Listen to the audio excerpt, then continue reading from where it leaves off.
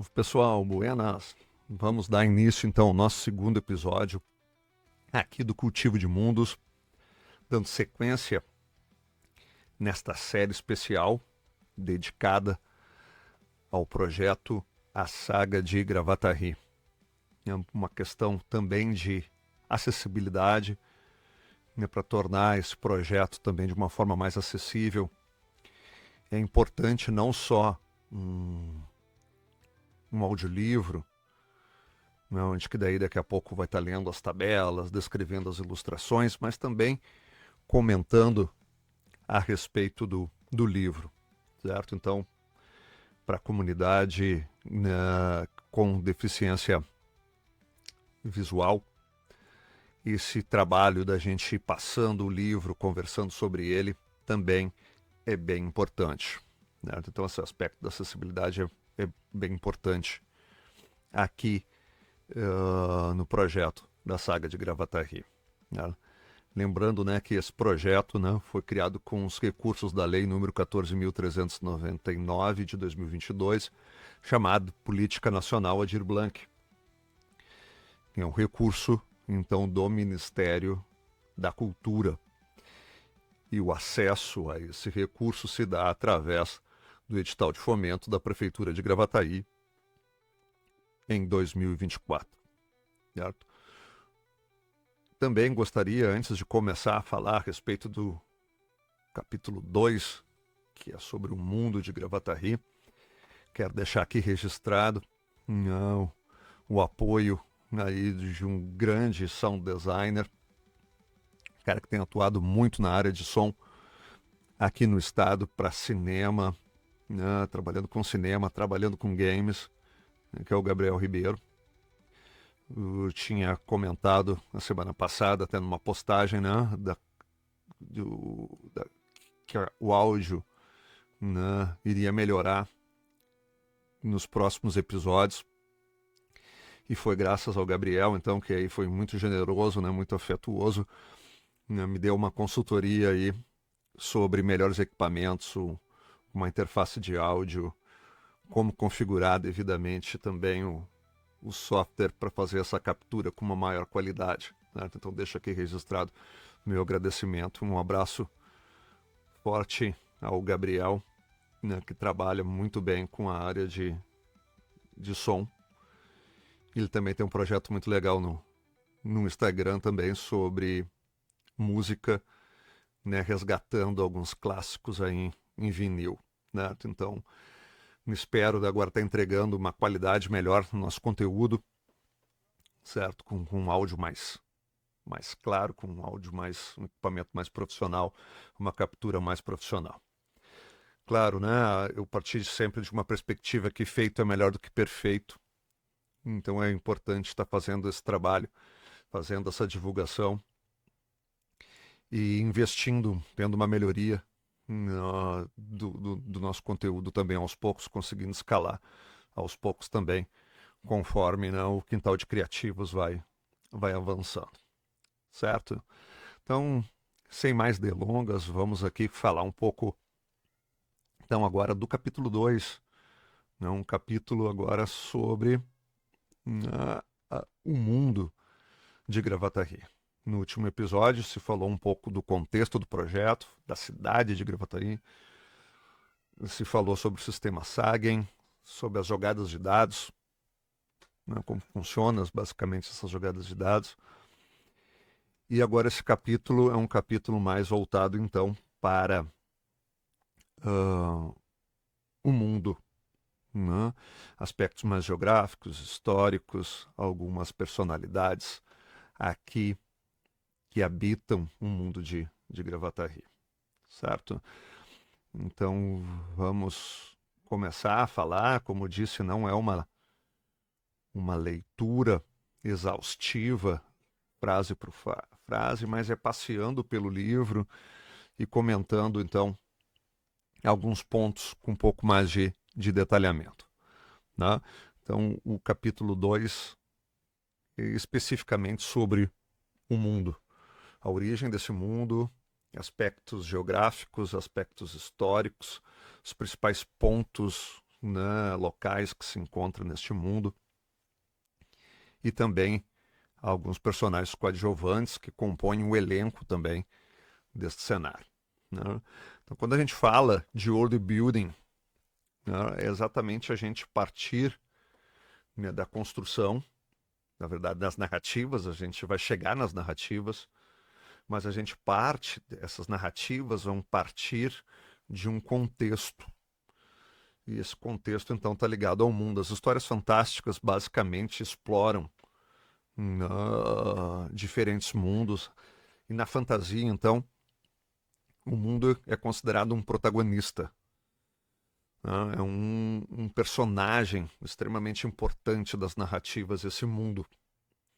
O mundo ele é desvendado, ele tem facetas, ele tem qualidades, ele tem pontos fracos, né? Que dão uma identidade, uma personalidade também para esse mundo. E ele vai ser desvendado ao longo das diferentes narrativas que acontecem em cima desse mundo. E os personagens são uma espécie de porta-voz desse mundo também. Personificações de certas características do mundo é dado a partir, então, dos personagens, certo? Então é importante a gente falar um pouco desse contexto. Já mencionei um pouco no episódio número 1 sobre uh, as principais ideias desse mundo de Gravataí, e agora então a gente consegue detalhar um pouco mais, né? Deixar então bem próximo aqui também, que facilite também a leitura, né? Que vocês possam acompanhar também essa leitura. Eu vou passeando então pelas páginas, né? A gente está então situado no século XVIII, né, 1700 e alguma coisa, na região sul do Brasil, com as particularidades da colonização sul-brasileira.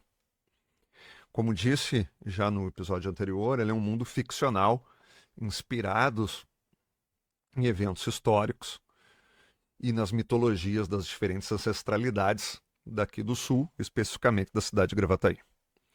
Então era uma região, praticamente do século XVIII, onde que o conflito entre os espanhóis, né, os castelhanos, e os luso-brasileiros, já, né, tanto vindo da Europa, portugueses, como já os nascidos aqui na colônia, né, pelejavam, né, basicamente pelas fronteiras, as definições aqui do sul, da América do Sul, onde tinha esses conflitos, então, entre as forças praticamente espanholas e os portugueses, né? Nós temos toda essa vastidão do Pampa, esse Pampa também provocando pensar, né, os seus mistérios que existem nessa porção de terra aqui no sul do Brasil, né?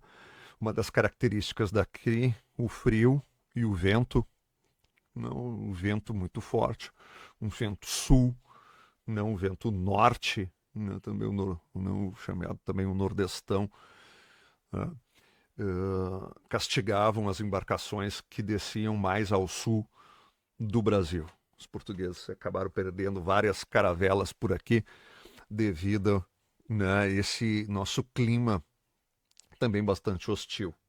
Da mesma forma que a gente fala de uma geografia mais hostil, né, com o sertão brasileiro, por exemplo, da questão da seca e do calor, e nós temos essa contrapartida com essa estética do frio também, e esse clima mais chuvoso, mais úmido e ventoso, né? Isso com certeza confere também uma paleta de cores, digamos assim, que não é tão viva, né? Não de cores tão destacadas, mas que nós temos uma paleta de cor um pouco mais nos seus tons pastéis, né? Onde a gente tem então esses nuances do frio muito forte na nossa região, né? O rio sagrado, então, o rio dos Gravatás, né? O Gravataí, né? Que significa em Tupi-Guarani, então, né? Bromélia, né? Que é o gravatá, aquela florzinha, né, com um fruto avermelhado. E o rio, nessa bromélia, tinha bastante nas margens do rio. E aí nós temos a força também, que foi comentado no episódio anterior, sobre esse sangue celestial e essa figura de uma criatura mítica, alada, que de uma certa forma faz um atravessamento em todas as ancestralidades daqui, né? A grande fonte da vida é o rio então nutre esta terra. Tem a figura também do Morro Itacumuni, que é o termo original, né, chamado pelos indígenas, que era um menino de pedra que estava deitado, então, entre a mata nesta região, né?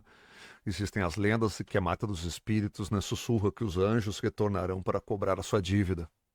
E o rio é o que guarda, então, toda a vida e um portal também para o mundo espiritual, né? Temos também a profecia dos Carijós, né, que quando o rio secar, os mortos caminharão entre os vivos. Então traz para esse cenário a importância simbólica este rio.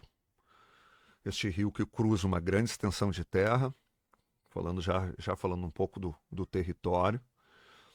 Esse rio que vai cruzando essa grande extensão de terra até chegar ao Lago Guaíba, com uma série de afluentes.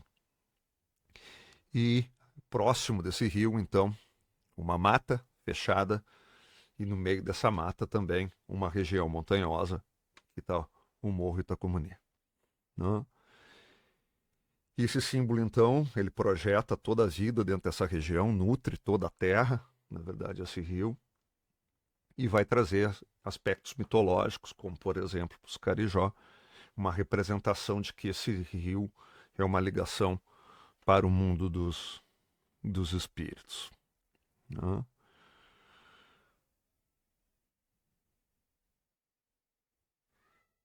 Bom, falando então aqui, um rio, né, de águas cristalinas.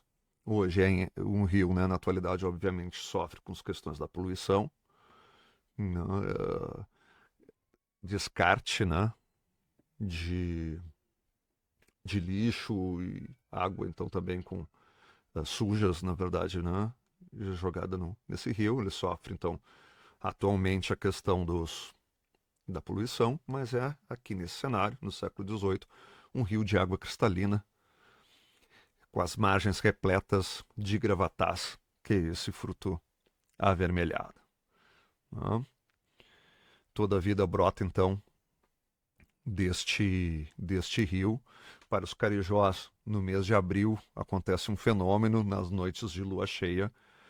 Os espíritos, então, assumem forma de peixes translúcidos, prateados e brilhantes, que nadam, então, pelas águas do rio.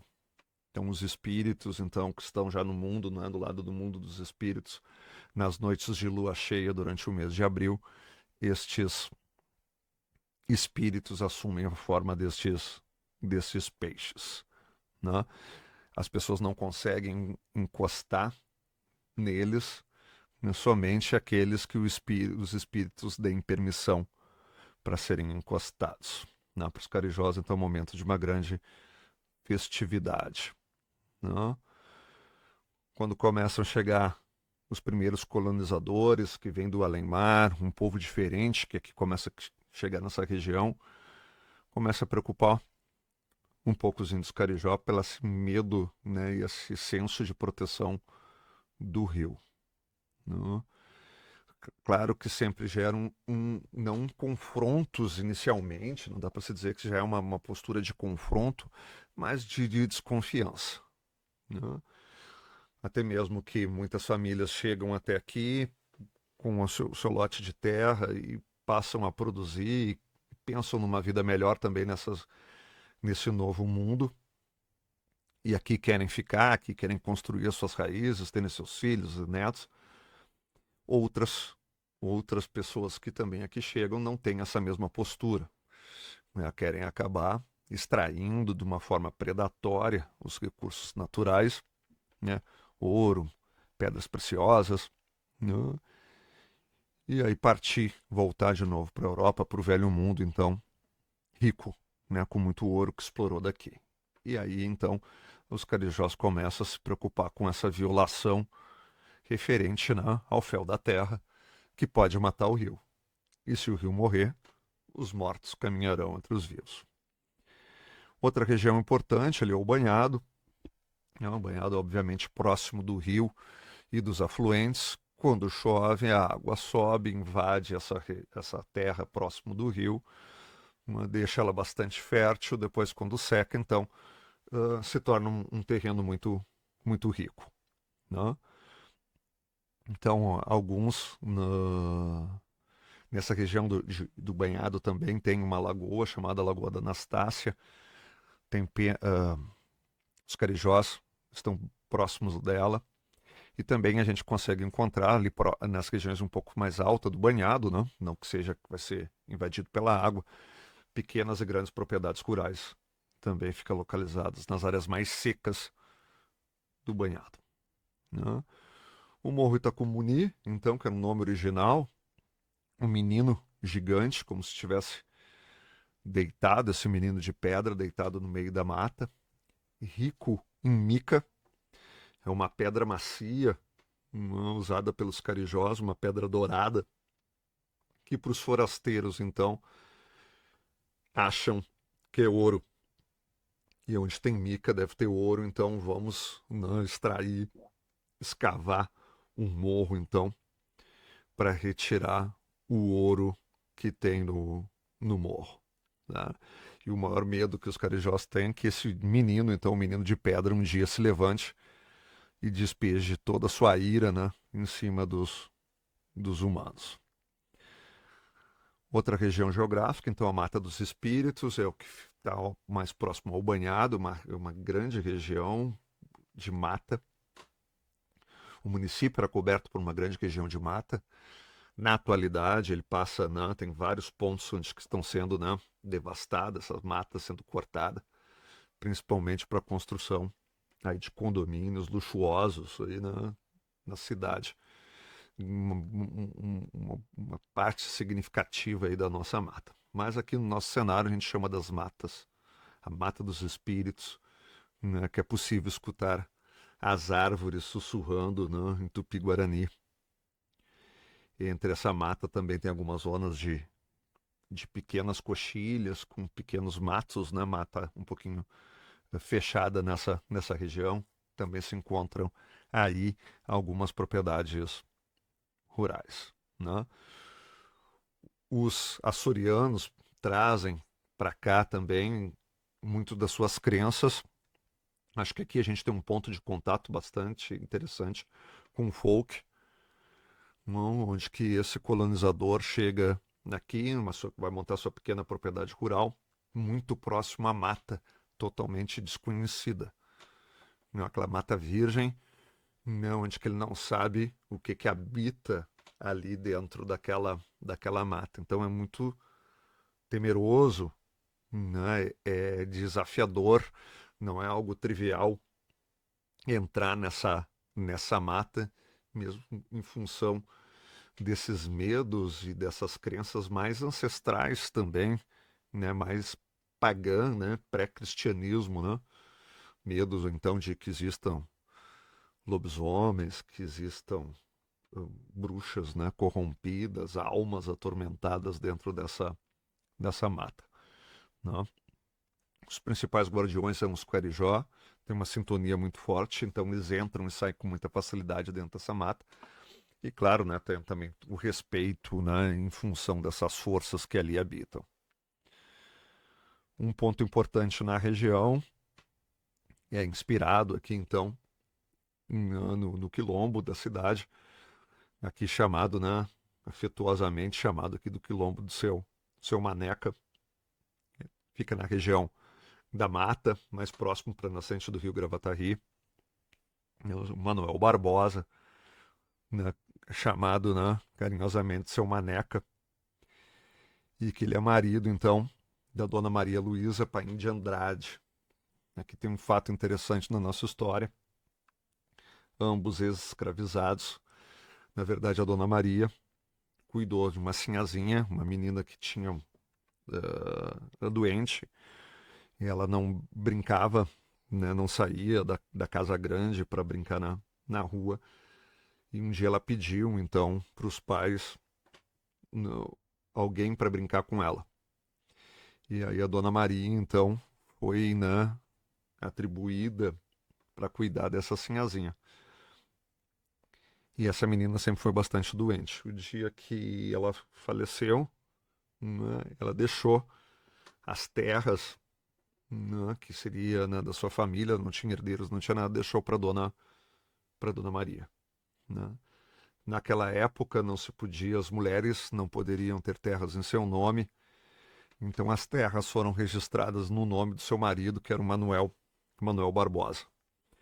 Dizem que o Manuel Barbosa então lutou em várias guerras no período colonial, né, no norte do Brasil, e um dia ele aparece pelas terras aqui de Gravataí e a Dona Maria se apaixonam e eles então vivem juntos e constroem então um lugar de resistência. Então, o quilombo aí do seu Maneca e da Dona Maria é um local então da resistência dos africanos escravizados que acabavam fugindo das terras, tanto daqui de Gravataí como da cidade do lado, né, da freguesia do lado, da freguesia de Viamão. A Aldeia dos Anjos, então, especificamente aqui no mundo de Gravataí, o aldeamento central na cidade foi batizado com esse nome da Aldeia dos Anjos. Né? Uma parte alta, uma coxilha alta, um ponto alto da cidade. Logo abaixo, bem do topo da coxilha, é possível ver lá embaixo, né, o rio passando. Né? E essa região central, então, possui uma praça central, tem uma igreja feita de barro, não, é barro e taquara, não a igreja que a gente tem hoje, que é aqui na cidade, né? E com um cemitério ao lado. O cemitério, então, ficava ao lado da igreja, onde hoje é uma parte, né, da escola do Feliciano, era a parte do cemitério. Né? E também ali na praça, então, tinha a intendência, né, que seria o centro administrativo, o armazém também, que vendia recursos ali na região. Um ponto importante é o Solar das Magnólias, onde vivia o senhor Manuel Fonseca, um grande reconhecido, né, ourives ali aqui da aldeia, né, que fazia belíssimas joias, inclusive se dizia que essas joias eram mágicas. Né? Também na aldeia tem a fonte do forno, uma fonte então que foi construída para fornecer água para a produção de farinha de mandioca, para os engenhos de farinha de mandioca. E também aqui na região mais central, mas um pouquinho mais afastado, tem uma cruz sagrada, sempre cheia de velas, né, colocadas. Quem passa, meus passantes que passam aqui pela aldeia, deixam próximo a essa cruz para todas as almas pagãs que não foram batizadas. Mais a oeste também, né, onde que hoje é a região de Cachoeirinha, tem também então a fazenda da Cachoeira, onde que mora, né, então os herdeiros do comendador João Batista, que é praticamente o primeiro que recebeu as terras deste local, não um comendador. Né? E tem uma grande extensão de terra, né, onde que eles tinham também um número bastante volumoso de africanos escravizados. Né?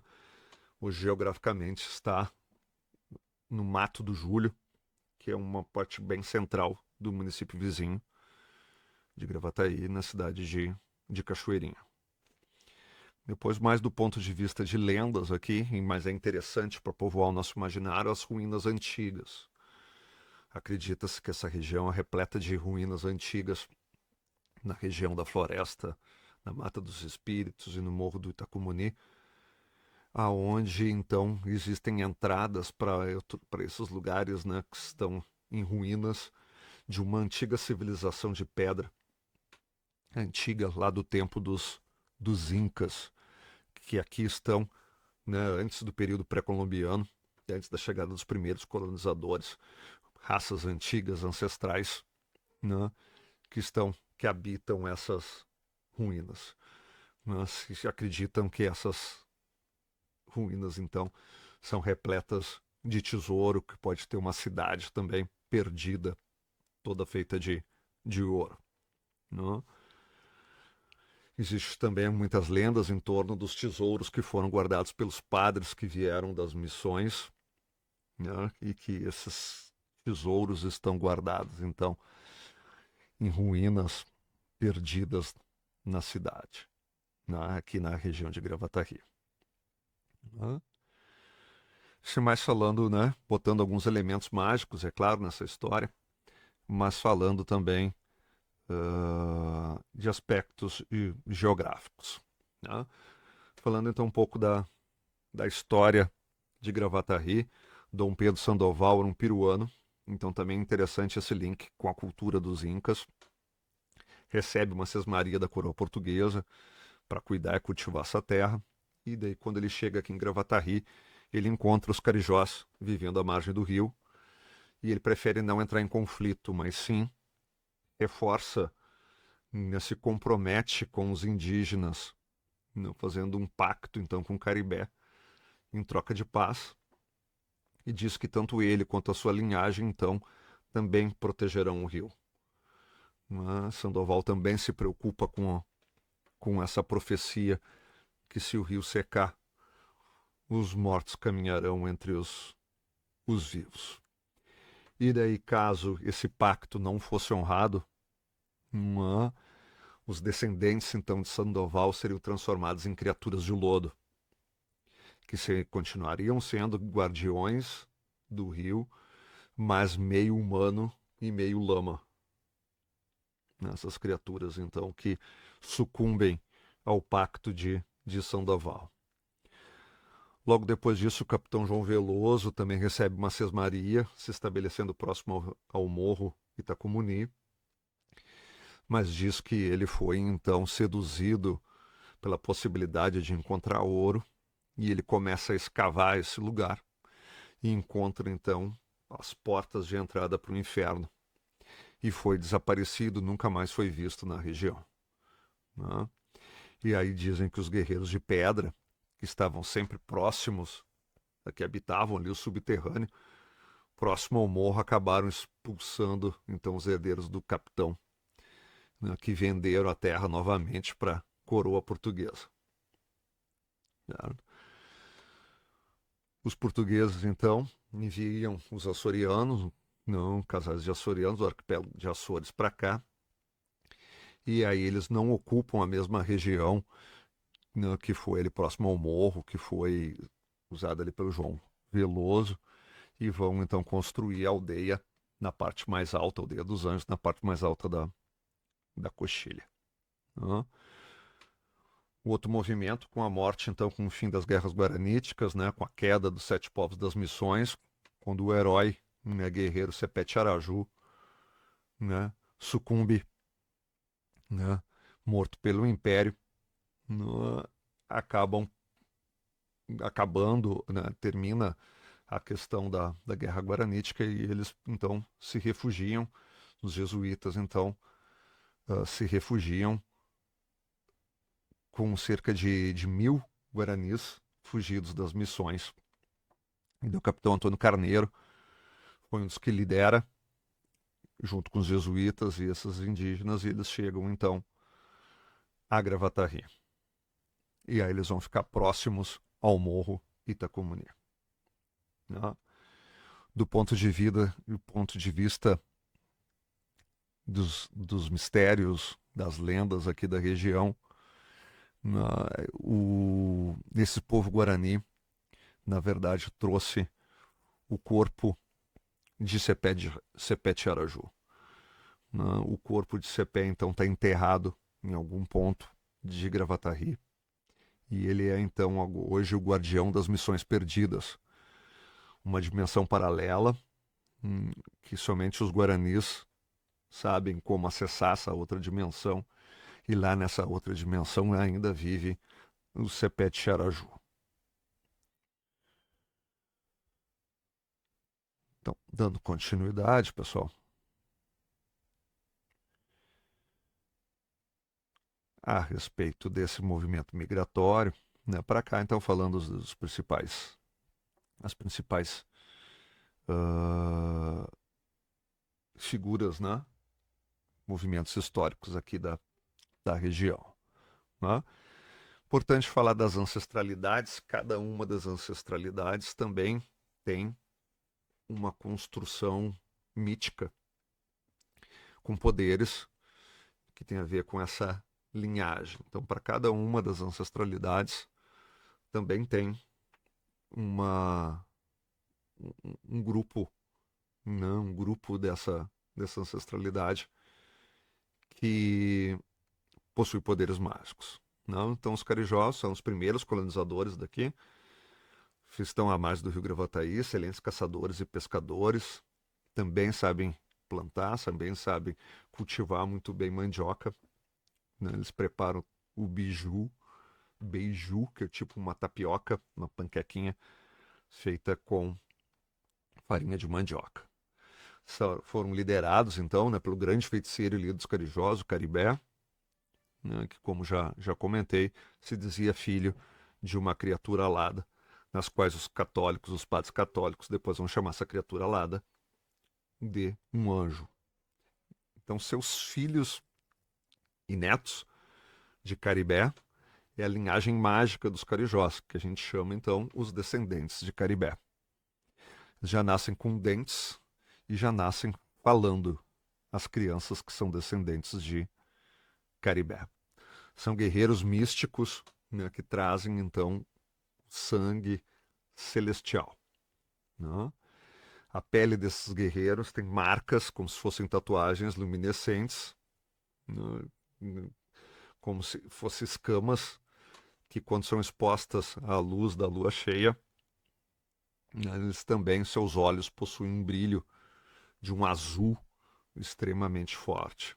Né? É um azul semelhante, então, às águas do rio Gravataí em noites sagradas. Né? Então, quando a lua cheia reflete sobre o rio, gera um som, uma cor azulada, é a mesma cor, então, que é emitida dos olhos dos descendentes de Caribé. Né? Eles são os principais, que têm mais harmonia com a mata dos espíritos, os que mais se preocupam com o fel da terra e querem proteger esse sangue celestial. Né? Aqui um dos primeiros pontos, que trago aqui uma homenagem, né? Aqui ao professor Amon, né? Procuro trazer um crossover aqui do seu livro, também aparecer um pouco do rastro aqui na saga de Gravataí, de uma pedra estelar que teria caído numa constelação das Três Marias, às margens do rio, e essa pedra então é capaz de transformar em animal qualquer um que toque nessa pedra. E essa pedra é um mistério aqui em Gravataí, com quem está esta pedra. Né? Diz que os últimos guardiões são os Fonseca, na região dos Moinhos, próximo ao rio, é quem guarda essa pedra. Né? Mas também são sempre possibilidades, né, de contar histórias aqui neste mundo de Gravataí. Não vou entrar no nome de cada um nos nomes específicos, né? Mas aqui vem uma sugestão de nomes, então, que tem uma matriz muito do tronco, né, Tupi-Guarani, que é muito comum tanto para homens quanto mulheres. Os nomes femininos, em geral, usavam a expressão cunhã. Então, por exemplo, o nome Xiran, um nome masculino, e fazer a versão feminina desse nome é Cunhã Xiran. Né? Muitos nomes também são unissex. Né? Ieju, Guarapi, Poli, Caitu, Guirapuri, são nomes então dependentes de gênero.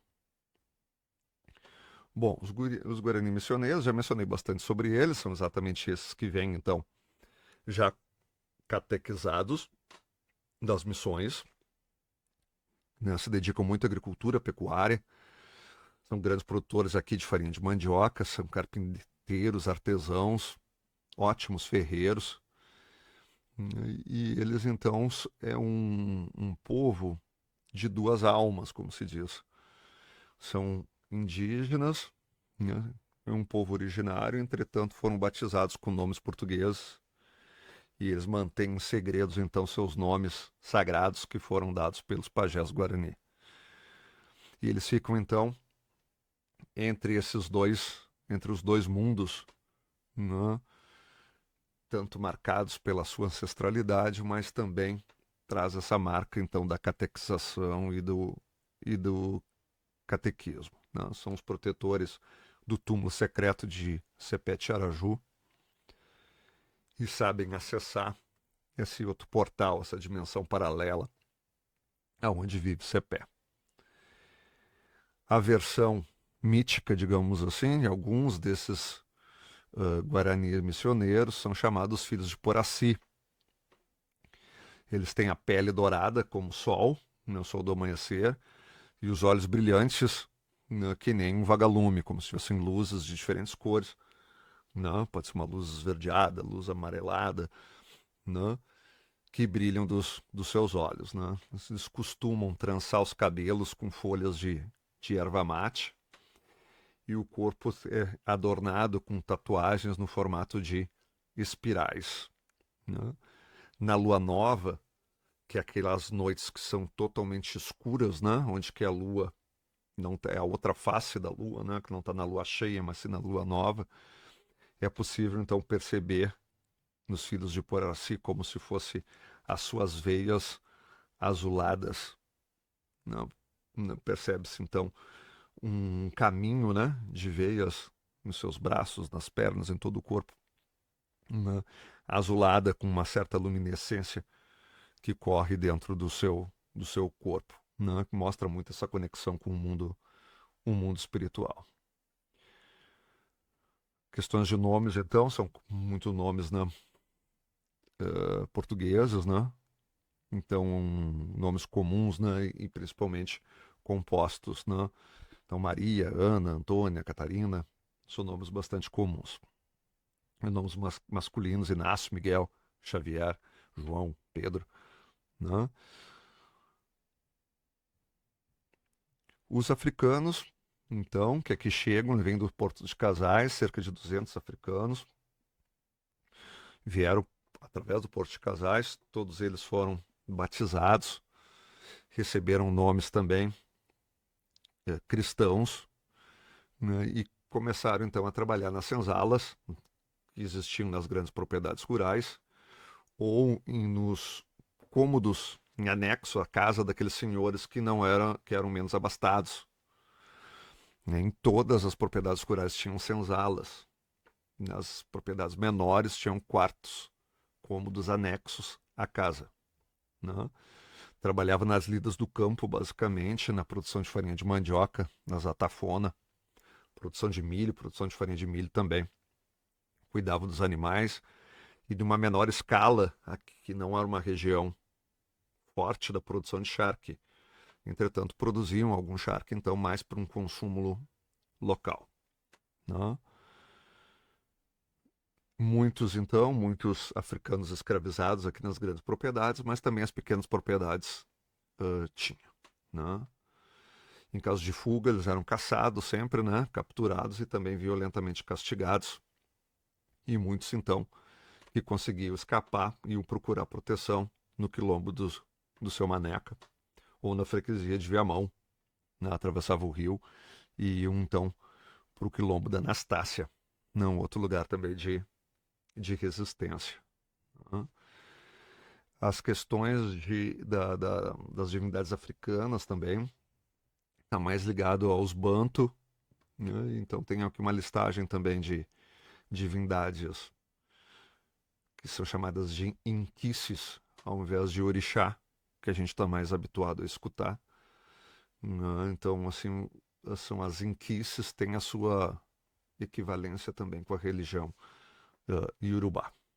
Né? Então, por exemplo, a Luvaiá seria o equivalente, por exemplo, ao Exu, cuida do corpo humano e protege a comunidade.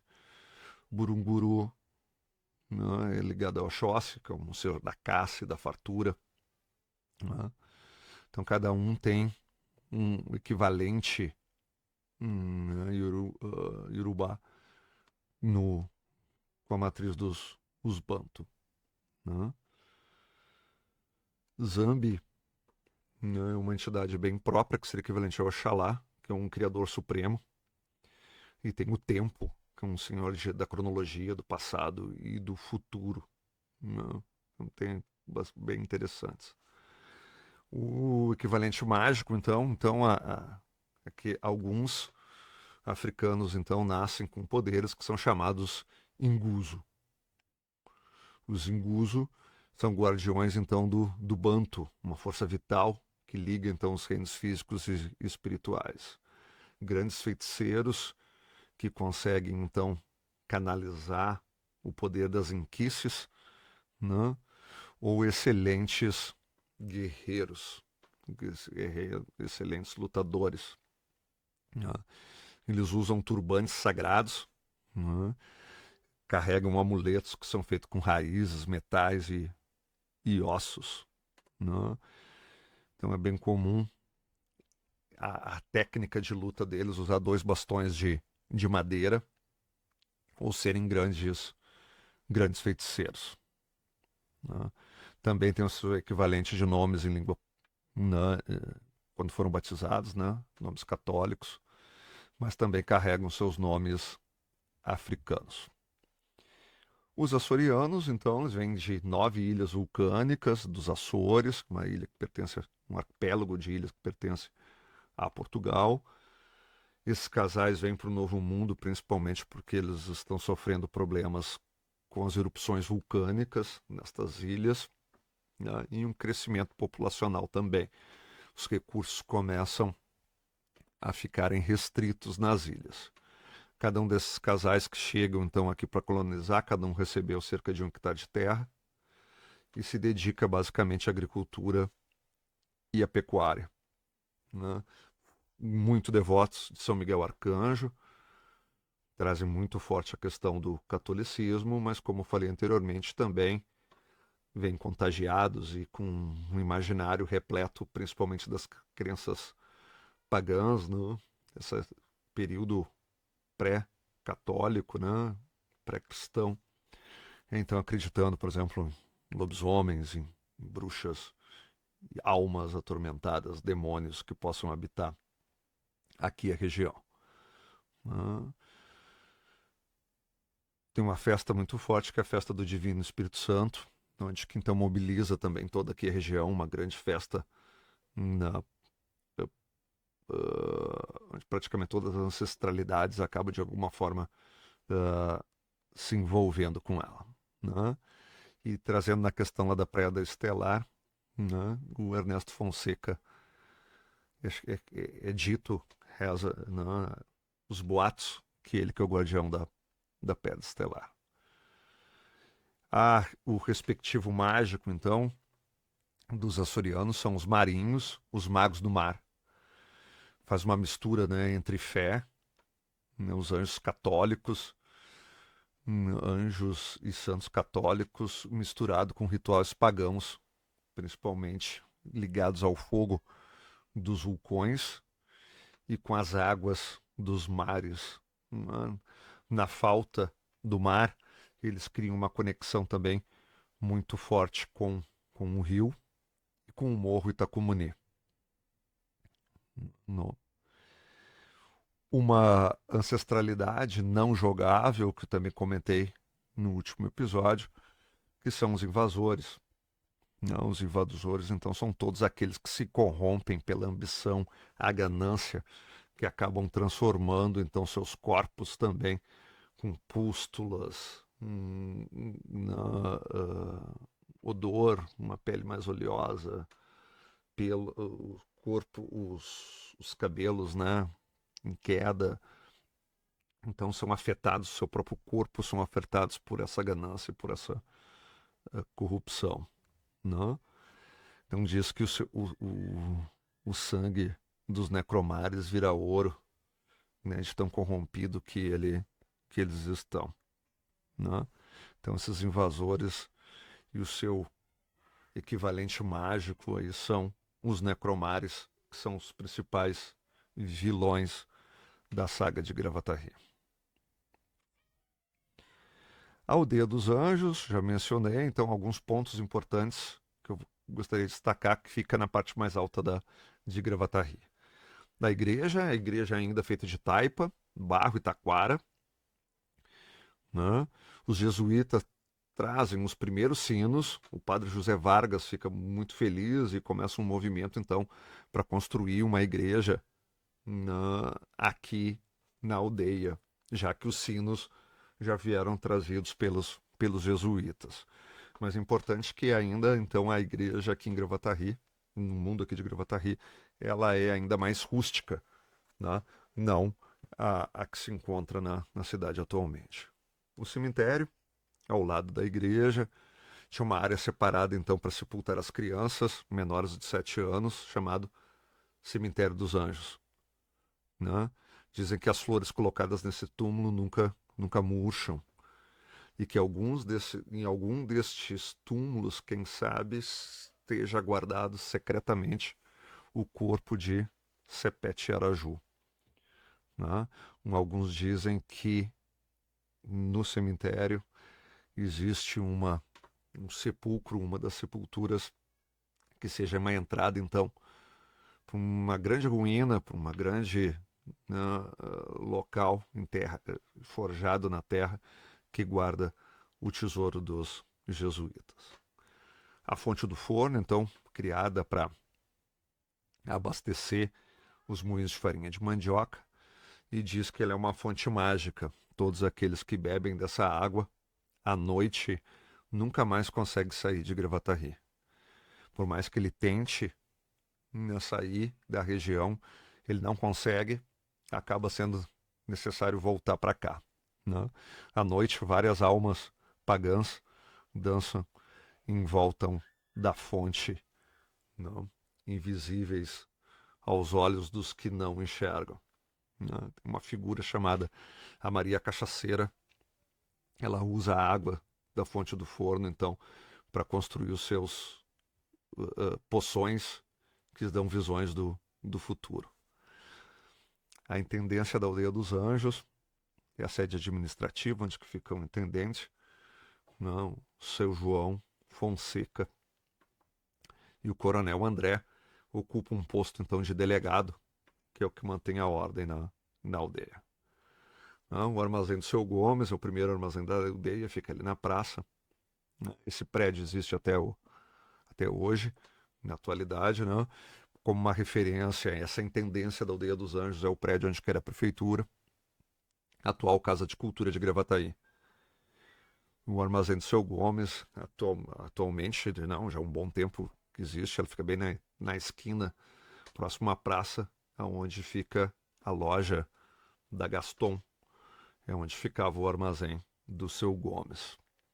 A Cruz Sagrada, hoje é a Capelinha, mais próximo do Gença, uma travessa ali quando entra na Rua da Maçaroca. Tem uma dessas travessas, tem uma capelinha, tá fechada, né? E ali onde que tinha a Cruz Sagrada, aqui na terra de Gravataí, tá só a cruz repleta de velas, aonde quem passava por ali sempre acendia uma vela para as almas pagãs. Solar das Magnólias, é onde que o proprietário Manuel Fonseca, dizem que abaixo, né, de sua casa tem no porão, né, não no porão, abaixo do porão, uma parte secreta onde que ele consegue construir joias mágicas. É o Solar das Magnólias, hoje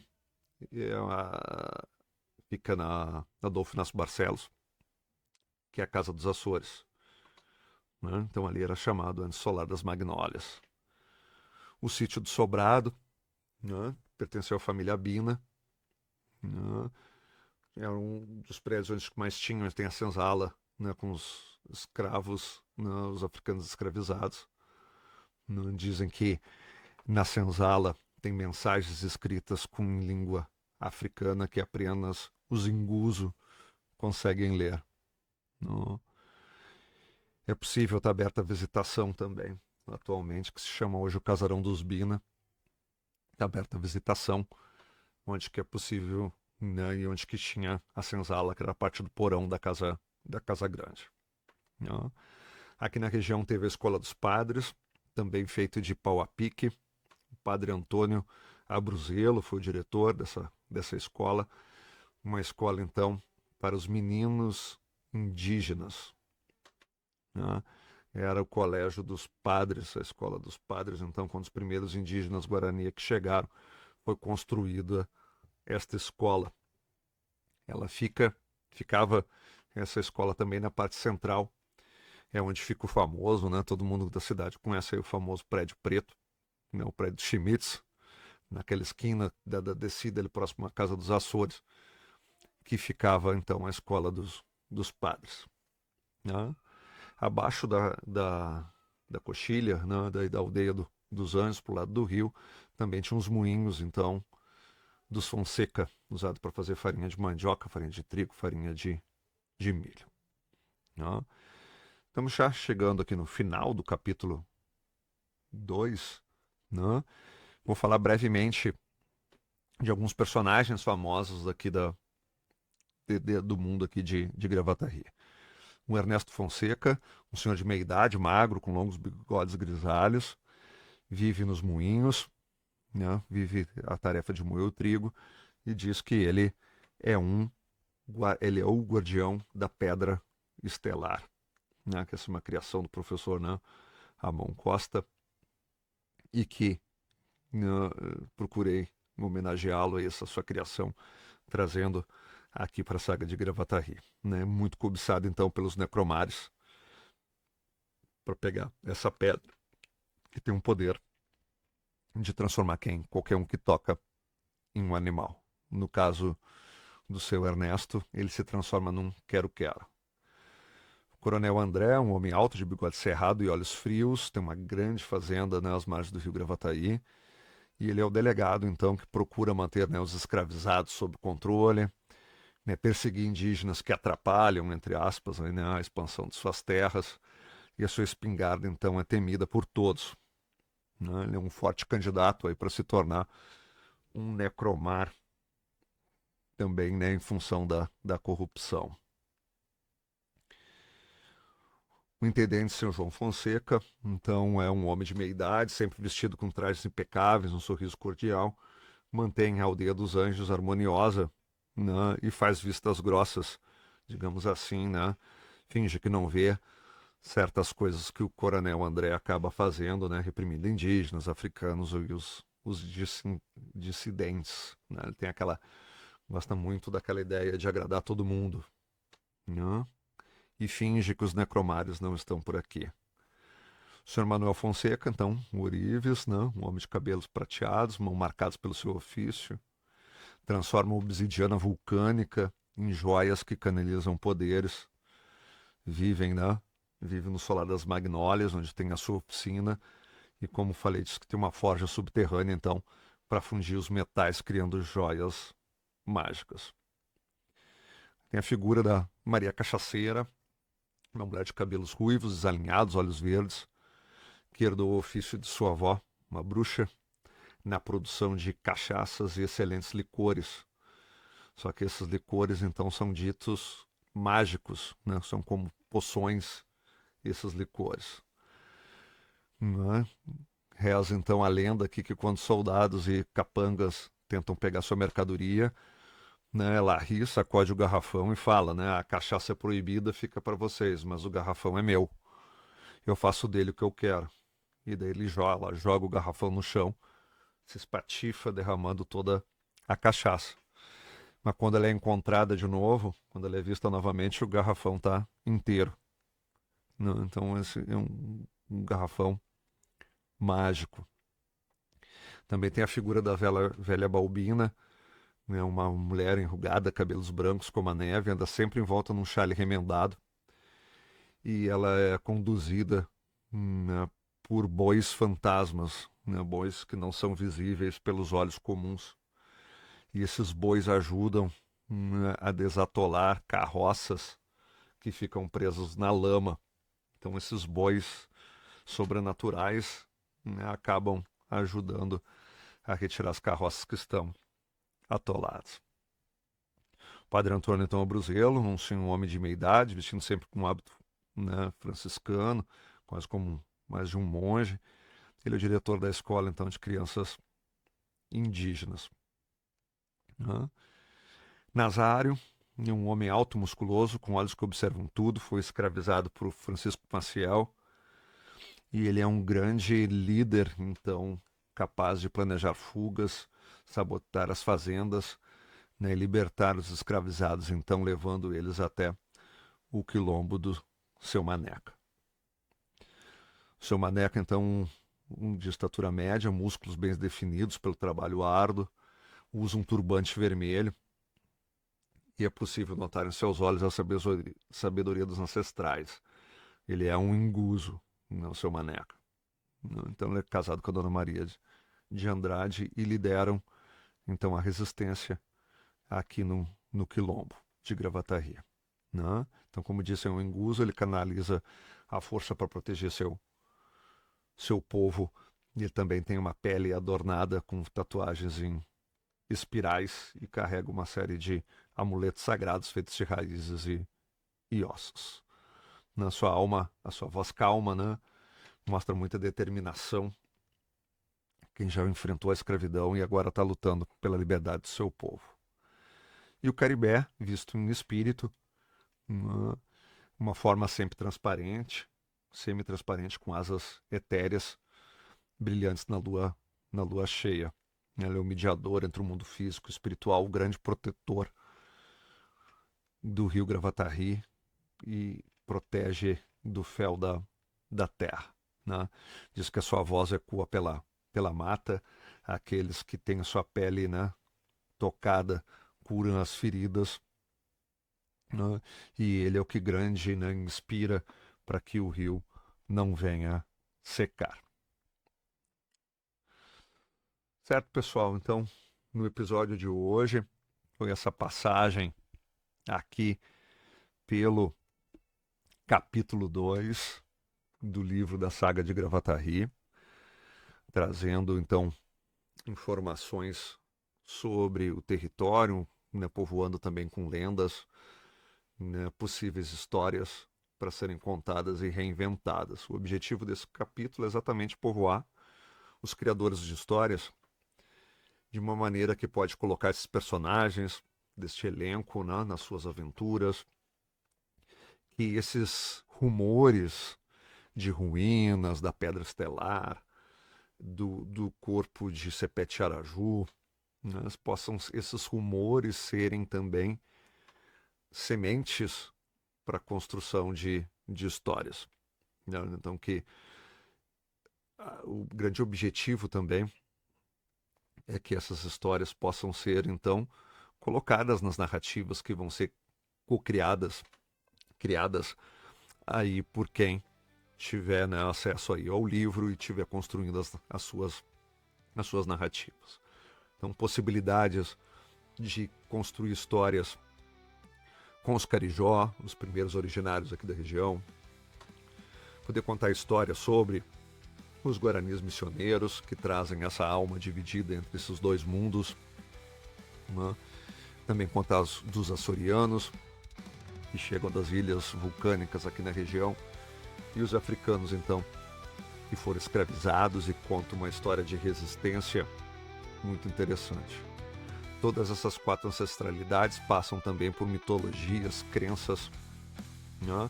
Tem uma religiosidade, uma espiritualidade bastante forte em cada uma dessas ancestralidades, que também é potente para se manifestar nas nossas narrativas. No próximo episódio, eu vou dar entrada nas regras dos aventureiros, na verdade, não as regras específicas do sistema, mas a criação de personagens, como que a gente cria personagens para habitar aqui o mundo de Gravataí. Primeiramente falando sobre arquétipos, já tem 8 arquétipos prontos, então no próximo episódio é falando sobre os arquétipos, e depois, então, na sequência, falando mais específico das regras de criação de personagens, né? Então, criar um personagem junto com vocês, então, usando as regras do livro, certo? Fazer um processo bem, né, de construção de personagens. Mas no próximo episódio eu falarei aqui com vocês sobre os arquétipos, certo? Dando início, então, ao capítulo 3 do livro da saga de Gravatar. Certo, gente? Muito bom ter aqui conversado com vocês. Sigam, né, o projeto aí no Instagram, né, se inscrevam também aí no canal, quem está acompanhando via YouTube, quem está acompanhando aqui pelo Spotify, também acompanhe aqui, né, se inscreva para acompanhar os episódios dessa série especial dentro do Cultivo de Mundos. Certo, gente? Espero, né, encontrar vocês aqui no próximo episódio. Um forte abraço.